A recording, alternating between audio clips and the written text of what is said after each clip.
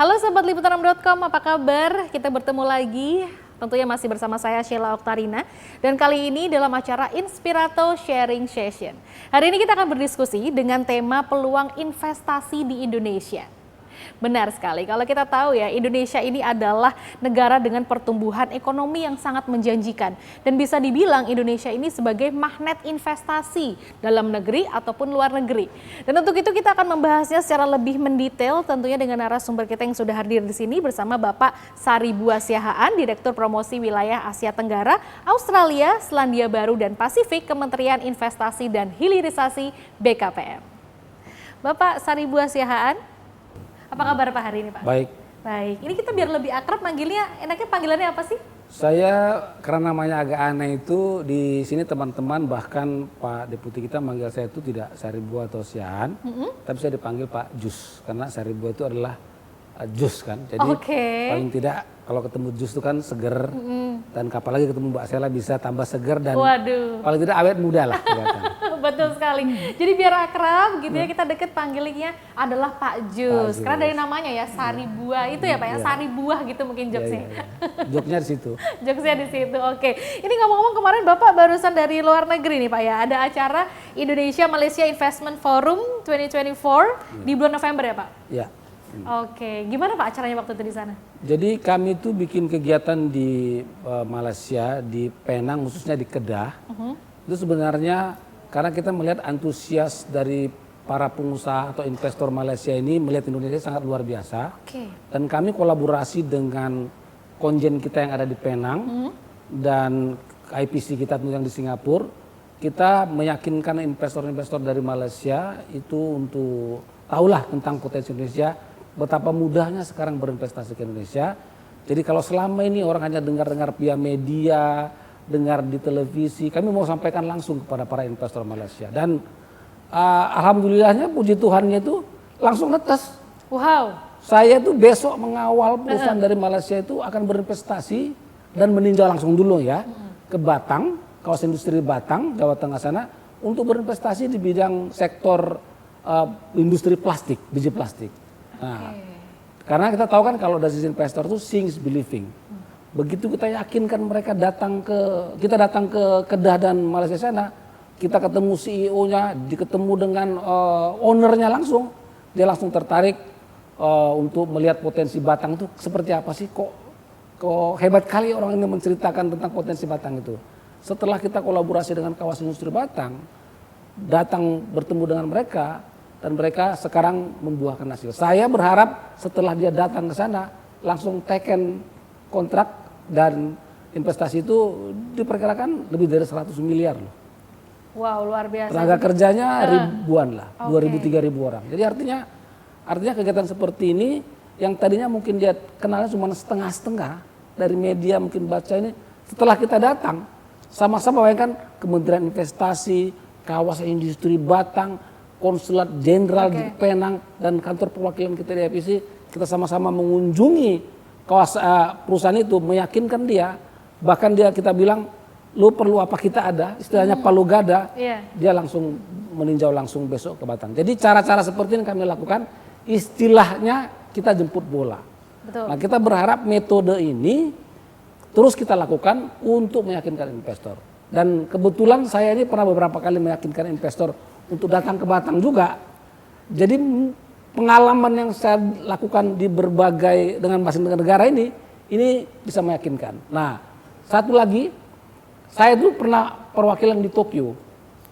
Jadi saya meyakinkan investor itu datang ke Indonesia itu, contohnya Ion Mall itu.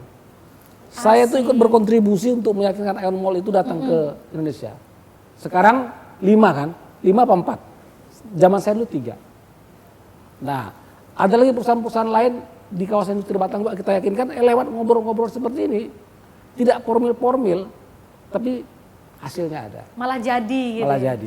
Nah kita berharap pertemuan-pertemuan seperti ini akan kita buat lagi nanti di Singapura, di Thailand, di Australia dengan model ini. Kalau dia tertarik kita akan yakinkan dia lokasi boleh beda dari Sabang sampai Merauke, tapi di Indonesia. Nah, itu pikiran kita untuk meyakinkan investor. Saya kira Itu message yang kami sampaikan kepada calon-calon investor dari Malaysia kemarin, dan semoga ini menetes, kalau saya pakai istilah Pak Presiden, dan ada hasilnya, dan apa yang diharapkan pemerintah, penyerapan tenaga kerja, bahkan at least-nya pertumbuhan ekonomi 8% itu bisa tercapai. Begitu Mbak Sheila, kegiatan kita yang kita laksanakan kemarin di Penang, Malaysia itu. Oke, jadi bisa dibilang kalau sebenarnya pandangan dan juga potensi investor Malaysia ke Indonesia ini positif sekali dong, karena Indonesia ini sangat potensial ya untuk ditanami modal gitu. Bayangkan di Asia Tenggara, kita tuh kan penduduknya paling besar.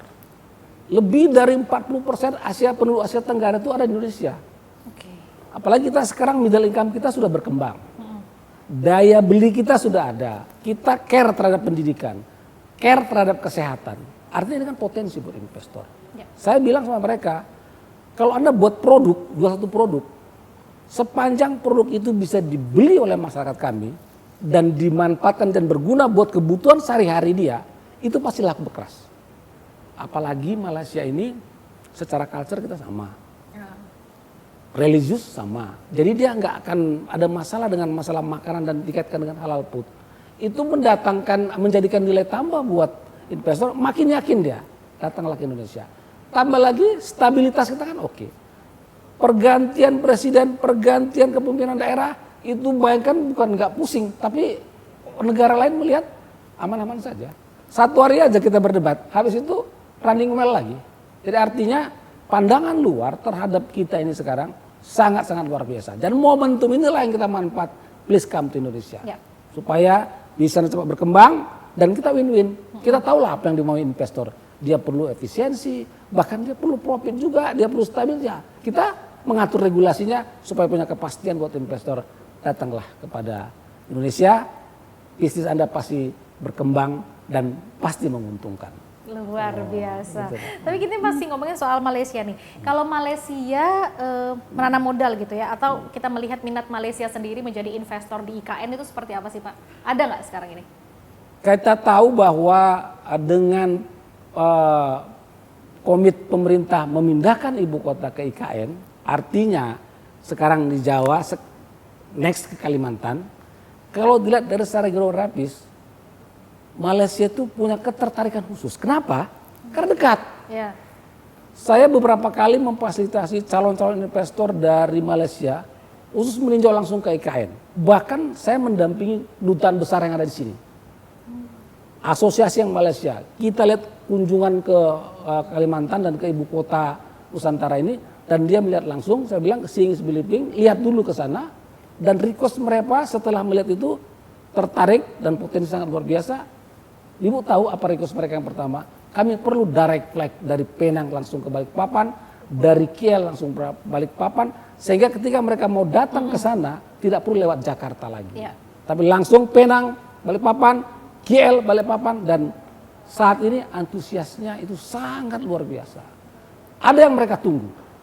Mereka tunggu itu untuk, sekarang masih riset lah ya, tunggu. Tapi kan dia pasti pakai patokan lah, kita tahu lah investor itu kan nggak ujung-ujung datang. Ada parameter-parameter yang dia pakai, yang dia gunakan, oh saya makin yakin. Apa parameternya? Komitmen pemerintah memindahkan ASN. Kalau itu nanti sudah dipindahkan, itu dengan sendirinya kan kebutuhan rumah sakitnya, kebutuhan sekolahnya, kebutuhan makannya, kebutuhan rumahnya, mallnya, kafenya, semua ada. Bahkan yang datang ke saya, saya Direktur Asia Tenggara ini, yang menangani Asia Tenggara, khususnya dari Malaysia, Pak saya mau bikin pabrik roti di Kalimantan. Kenapa? Karena dia tahu orang-orang muda itu kan udah agak makan nasi itu akan agak berkurang lah, senangnya roti kan. Jadi dia melihat punya potensi mau bikin pabrik roti saya di Kalimantan ini, di ibu kota ini. Nah, cuman saya perlu dibantu nanti di mana lokasi yang saya perlu buat. Saya perlu cuman ya 1 hektar saja untuk pabrik roti itu. Saya bilang siap. Nanti Bapak bisa pantau, kita komunikasi directly ke saya, bisa pantau setelah pemerintah sudah memindahkan ASN itu, kita bisa komunikasi, kita tinjau ke sana, kita komunikasi dengan otorita OIKN, di mana master plan yang cocok untuk buat pabrik itu, kita sama-sama pergi sana. Biar Anda komunikasi langsung, dan saya yakinkan lahan itu pasti clear and clean. Sehingga Anda punya kepastian memilih IKN sebagai tempat investasinya. Kira-kira gitu, Mbak Sheila, potensi Malaysia. Ada lagi dia ingin properti juga. Di IKN juga itu Di IKN juga. Dia sudah melihat properti, pastilah itu nanti. Karena ketika sudah masyarakat banyak kan perlu tempat tinggal, perlu perumahan-perumahan, perlu semua kebutuhan hidup kita.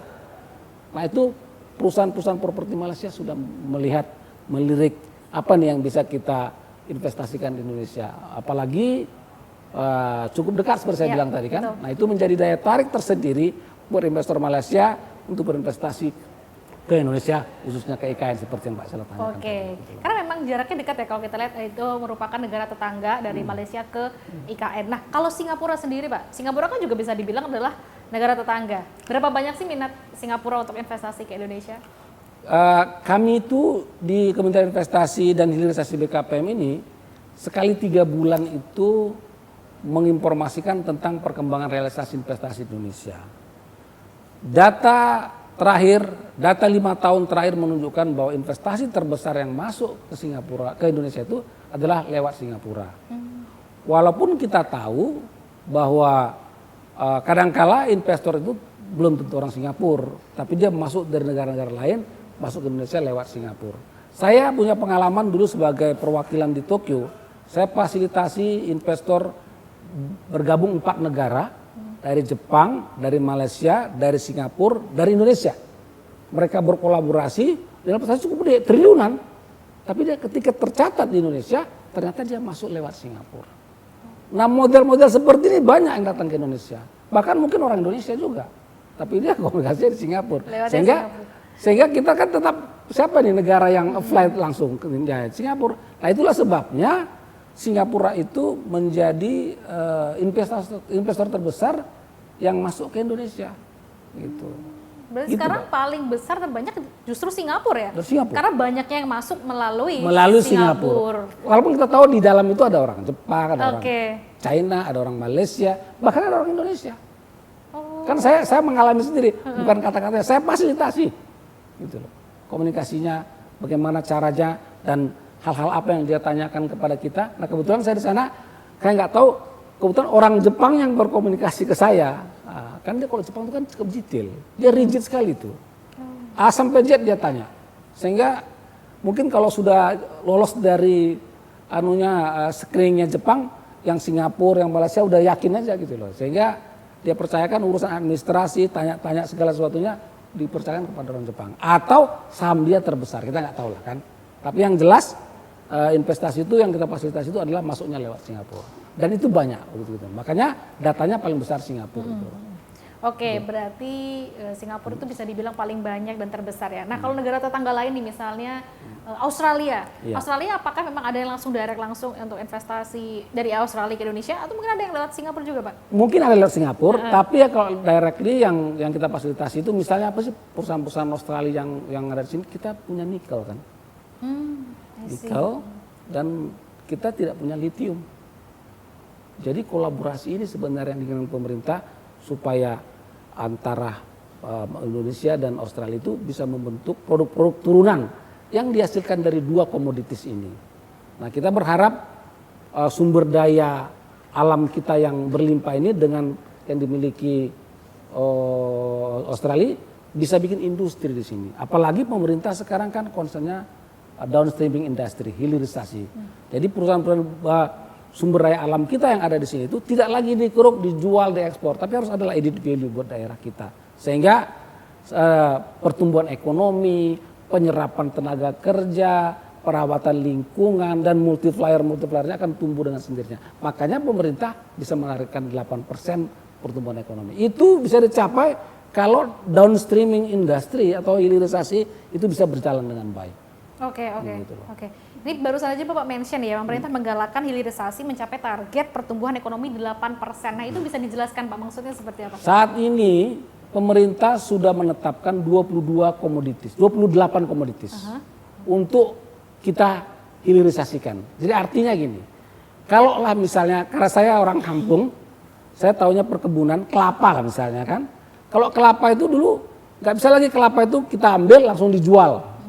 Tapi buatlah kue kelapa kah, roti kelapa kah, jus kelapa kah, atau pohonnya dibuat jadi kayu atau jadi intinya komoditas itu tidak hanya dikeruk langsung diekspor, tapi harus di industri, apakah buat minyak kelapa sawit, diolah di sini supaya ada pertumbuhan, ada added value buat satu komoditas itu terhadap lingkungannya. Dan ini yang concern pemerintah sekarang. Dan kami sudah dibagi di sekarang per direktorat itu untuk melingkan, mencari asosiasi-asosiasi dari komoditis-komoditis yang menjadi concern pemerintah, agar kita buat pertemuan, kita buat kajian, apa nih satu produk ini, kira-kira produk turunannya apa ini. Sehingga nanti ketika ada investor yang asing mau datang, yang relate dengan komoditis itu, langsung kita pertemukan. Kan dia berkolaborasi dengan lokal company mungkin. Jadi katakan dia satu interest dalam satu komoditis, kita pertemukan dengan produk lokalnya, apa komoditis lokalnya, langsung bertemu. Biarlah mereka diskusi di sana, biarlah mereka di sana B2B, pemerintah hanya mengatur regulasinya bagaimana supaya dia mudah, bagaimana supaya dia bisa produksinya itu berkembang di daerah kita. Dan saya selalu bilang, kunci sukses berinvestasi di Indonesia itu selain Anda berkolaborasi dengan perusahaan-perusahaan lokal, libatkanlah masyarakat sekitar di mana industri berada. Kalau Anda melakukan itu, industri Anda tidak hanya cepat berkembang, tapi sekaligus mengamankan bisnis Anda juga. Dan model ini bisa dipakai untuk industri-industri atau komoditis-komoditis lain dimanapun di mana. Tergantung dari komoditis unggulan yang ada di daerah itu. Apakah itu kopi, apakah itu sawit, apakah itu yang lain-lain. Jadi intinya kolaborasi. Dan saya percaya kalau itu dilakukan, bisnisnya berkembang, menguntungkan. Apalagi dia bisa menghargai, kita ini kan punya culture-culture yang berbeda-beda. Ya. Udah pendekatannya lewat culture. Undang makan bersama kah, buka puasa bersama kah, atau ada acara-acara apakah, atau acara lebaran, atau acara besar misalnya 17-an, itu kolaborasi dengan masyarakat sekitar. Itu membuat bisnisnya itu cepat berkembang dan pasti menguntungkan, dan dia komunikasinya baik dengan masyarakat. Pasti itu. Dan sekaligus ketika ada apa-apa, masyarakat seputar itu yang memproteksi bisnis itu. Saya percaya sekali itu, dan itu kita udah lihat di masyarakat. Jadi kami selalu menganjurkan, oke Anda punya izin, sudah sesuai dengan aturan, tapi untuk mempercepat, meyakinkan bisnis itu berkembang, lakukanlah apa yang saya bilang tadi itu. Ya. Kolaborasi, komunikasi dengan ada kerjasama juga, ada kerjasama saling menguntungkan, dan itu manfaatnya sangat baik gitu. Itu Mbak Sheila yang perlu kita informasikan kepada seluruh investor-investor dari manapun negaranya, khususnya dari direktorat-direktorat yang kami tiap hari menangani, memfasilitasi investor-investor dari luar itu. Oke, kalau kita sekarang berbicara soal investor nih Pak Ajus, berarti kan investor dari luar tentunya dilindungi dengan perizinan, ya kan? Dan bagaimana nih kalau begitu sistem perizinannya dan juga adanya undang-undang begitu ya, Omnibus Law sebagai payung hukum untuk para investor ini? Nah kita tahu kalau investor itu sebelum berinvestasi dia pasti tanya regulasinya seperti apa. Ya. Tahulah zaman dulu itu orang berinvestasi mungkin dapatkan izin susah, berbelit-belit, dan sometimes maybe they spend money untuk dapatkan izin itu. Tapi sekarang mulai dari era Pak Jokowi ke Pak Prabowo ini, pemerintah concern untuk mempermudah investor itu mendapatkan izin. Apa misalnya? Pemerintah menerbitkan undang-undang Omnibus Law itu supaya dia punya kepastian. Okay. Saya selalu bilang itu, for the existing company, decide doing your business. If you have problem, don't think too much about it. Just keep based on Omnibus regulation. Apa sih yang bisa kita dapatkan dari Omnibus? Pertama itu ease of licensing, kemudahan berusaha, izinnya gampang. Sehingga dia tidak perlu, mungkin Mbak Sheila pernah dengar Pak Presiden dulu bilang, Kementerian A, Kementerian B, Kementerian C dikunjungi satu-satu mendapatkan izin, sekarang nggak perlu lagi. Dia cukup datang ke Kementerian Investasi, izinnya kelar semua di sini. Lebih mudah. Bahkan sistem itu dibuat lagi sistem OSS online. Jadi kita nggak perlu tatap muka, tinggal di submit aja kebutuhan apa, kebutuhannya apa syaratnya, dan berapa lama. Jelas semua. Jadi dia mendapatkan izin itu nggak perlu lagi harus kunjungi Kementerian A, Kementerian B.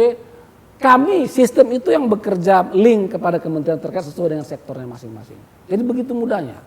Salah satu contoh lagi perhatian pemerintah sekarang betapa mudahnya orang mendapatkan NIB, nomor induk berusaha. Itu ditujukan kepada perusahaan-perusahaan untuk gampang sekarang memperoleh izin. Supaya para dunia usaha kita khususnya PMDN, UMKM itu dengan mudah dia buka usaha. Kalau dia buka usaha dengan mudah, tidak perlu biaya dan hanya waktu perlu 5-10 menit. Begitu sekarang dapat izin, besok udah bisa buka usaha. Kalau dulu mungkin susah. Nah kita percaya si cara ini yang membuat bahwa jangan takut berusaha buat pengusaha-pengusaha muda, dan percayalah pemerintah akan support.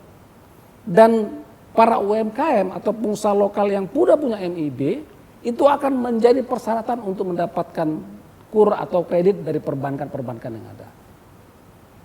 Itu caranya. Jadi dia wajib bikin itu dan itu kan gampang, itu kan gratis, online misalnya.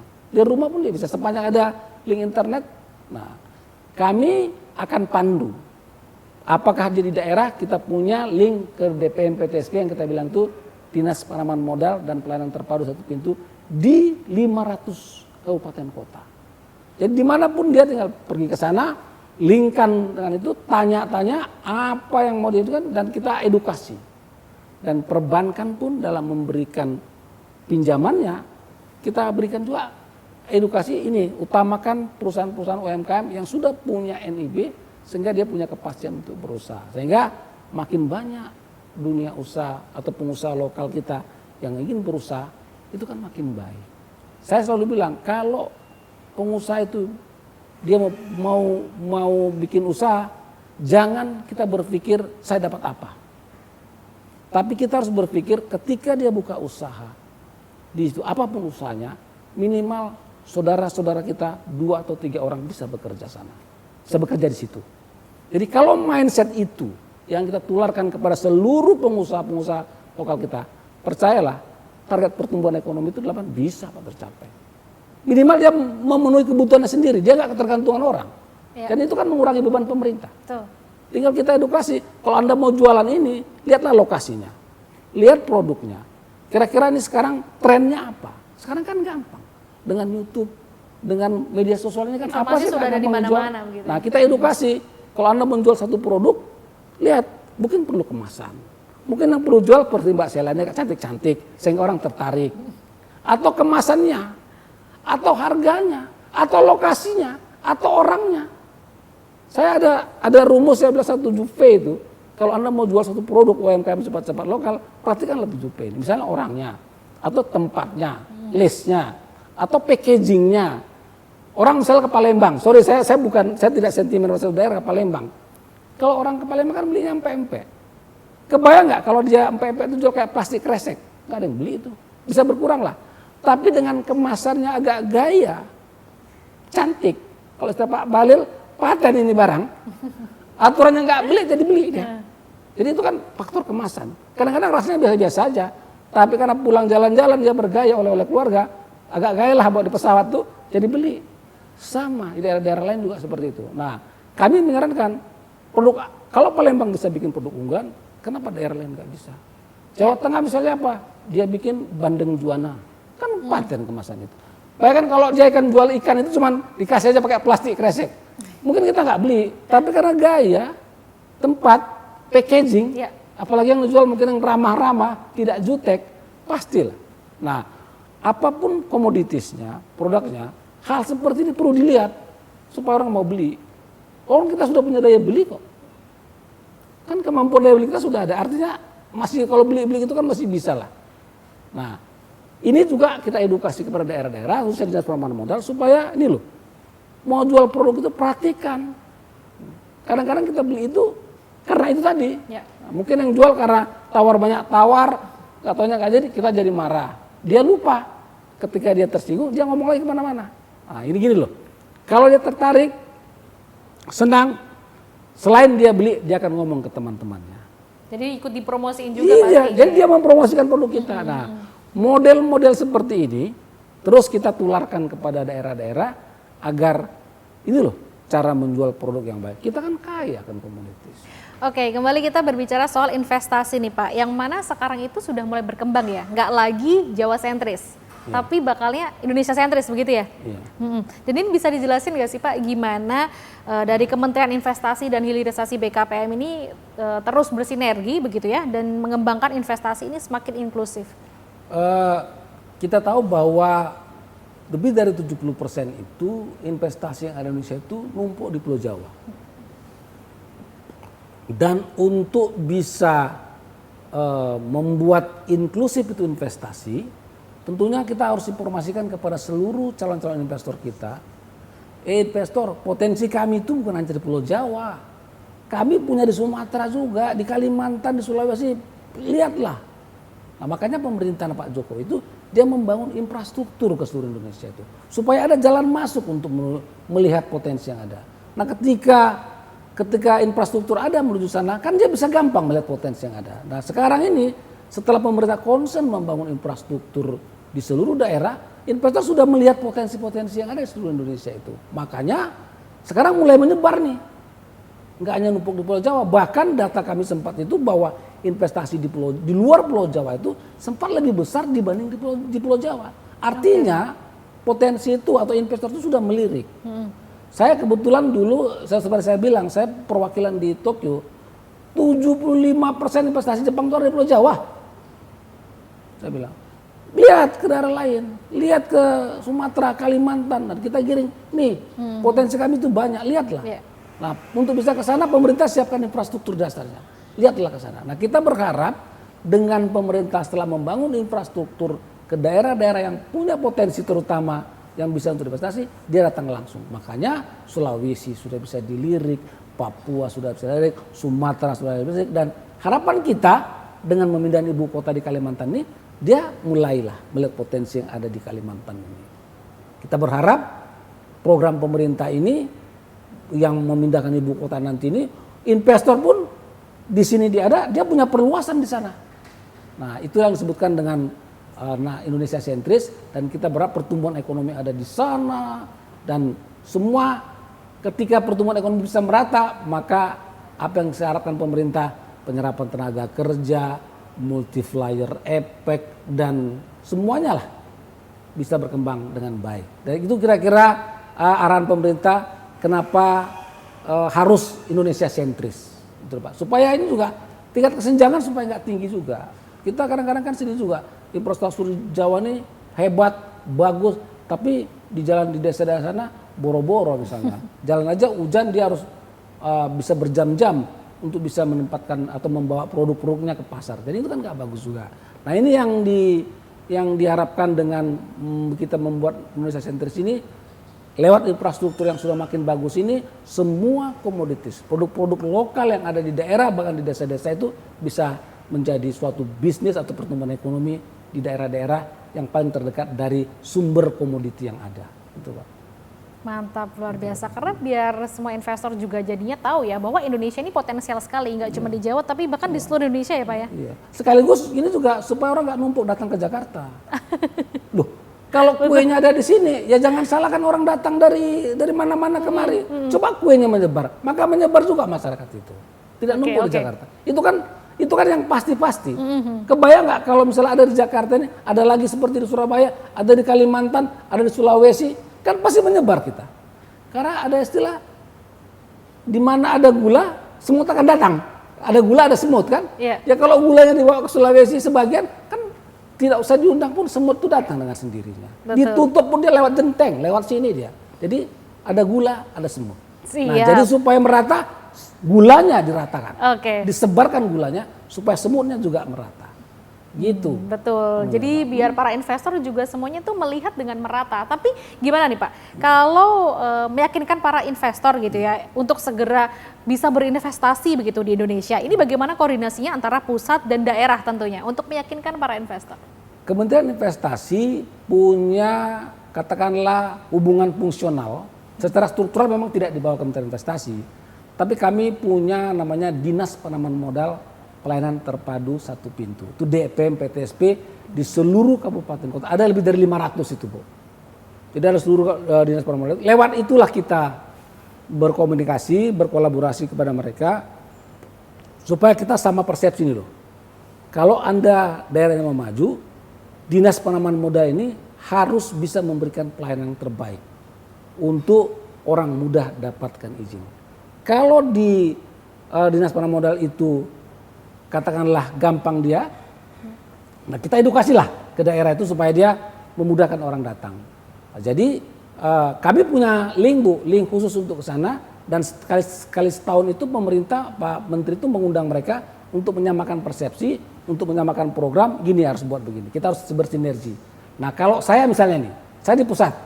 Sekarang ada investor mau Kalimantan, saya telepon, saya mau kita kawal ke daerah. Kalimantan, ke Batang seperti ini. Besok kemana? Ke Sumatera, kita kawal. Ke Kalimantan, kita kawal. Karena komunikasi kita baik. Sekarang apalagi dengan teknologi yang canggih ini kan, kita bisa pakai Zoom, pakai telepon, macam itu kan mudah lah. Bahkan kalau dia misalnya nggak bisa langsung ke sana, kita komunikasinya by online dulu. Setelah deal, dia maunya apa, di daerahnya di mana, tinggal kita kunjung. Dan kami mengawal sampai jadi. At least saya bilang gini, at least kalau Anda sampai ke daerah itu, at least sampai produk Anda, kalau Anda pabrik, sampai groundbreaking lah, saya bilang gitu. Jadi nanti kita guide dia, kita kawal dia sampai itu, dan selanjutnya ketika ada urusan-urusan perizinan yang berikutnya, atau perizinan teknis, atau laporan-laporan, tetap kita awasi dia supaya dia tetap on the track. Dan dia akan harus sangat yakin dengan adanya kita, bisnisnya segera berkembang. Nah cara-cara seperti ini yang kita lakukan dan pastikan bahwa dia nyaman. Bahkan kalau misalnya ada yang dengan daerah-daerah, misalkan dengan lingkungan yang kurang pas, kita kolaborasi juga selain dengan dinas modal, dengan apart-apart, ada satgas lah, atau semua kita kolaborasikan untuk meyakinkan supaya bisnisnya itu aman. Sepanjang dia ikut aturan saja. Gitu. Ikutin aja. Dan sekarang itu mudah lah Bu, sangat mudah. Yang penting dia serius, bawa modal, kita guide. Bahkan kalau bisnisnya itu besar, usahanya besar, pemerintah akan berikan aturan apakah ini dapat fasilitas kah, apakah dapat insentif, semua ada aturannya. Dan kita yakinkan dia kalau Anda mau dapat fasilitas ini syaratnya ini. Coba, sangat mudah. Dan tentunya nggak ribet ya syarat-syaratnya? Tidak ribet lah, terukur. Terukur dan dia punya kepastian bahwa saya untuk begini syaratnya A, B, C, D, waktunya sekian lama, saya tinggal tunggu izinnya jadi. Mantap. Ya. Begitu yang kita lakukan setiap hari untuk meyakinkan investor. Dan saya percaya ini terus kita sempurnakan supaya ketika dia tertarik makin punya kepastian, punya ini, apalagi lihatnya pasar domestik kita kan sangat bagus kan. Nah, tadi kuncinya kolaborasilah dengan local company, libatkan masyarakat seputar. Kalau Anda menggunakan produk itu ada bahan baku, utamakan bahan baku yang ada di dalam negeri. Rawat lingkungannya, kolaborasi dengan lingkungannya. Itulah kunci investor mau cepat berkembang, berinvestasi di Indonesia dimanapun dia berada.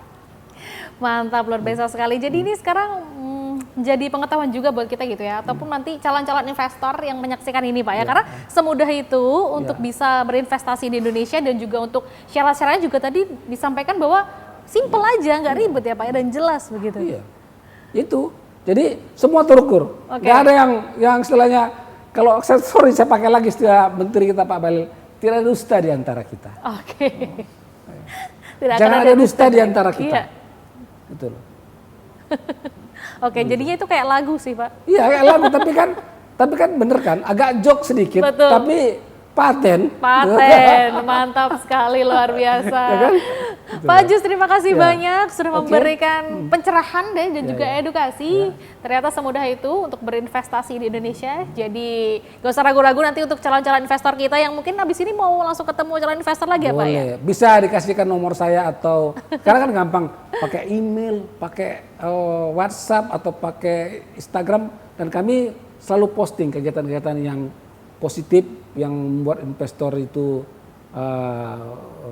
supaya dia makin tertarik. Itu media sosial sekarang ini kita gunakan untuk meyakinkan investor.